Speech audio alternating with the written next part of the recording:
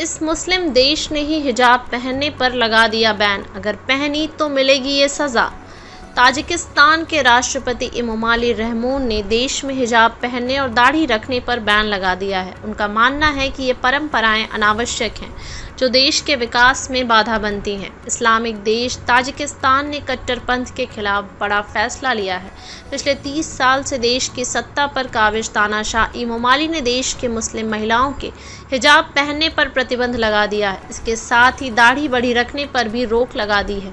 नियमों का पालन नहीं करने पर जुर्माने और सजा का नियम बनाया है। इमोमाली का मानना है कि नया कानून देश में फैल रहे कट्टरपंथ पर रोक लगाएगा। दरअसल मुस्लिम देश ताजिकिस्तान, अफगानिस्तान, चीन, किर्गिस्तान और उज्बेकिस्तान की सीमाओं से घिरा है।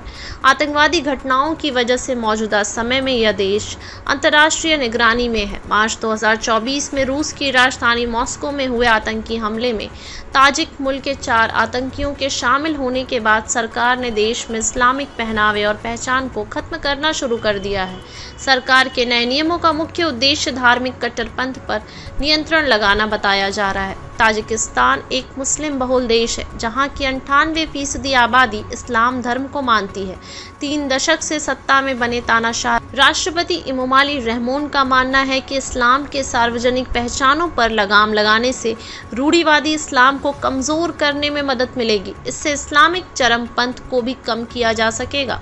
सैलरी से कई गुना ज्यादा जुर्माना। नए कानून में सरकार ने सार्वजनिक स्थानों पर दाढ़ी काटने का आदेश जारी किया है।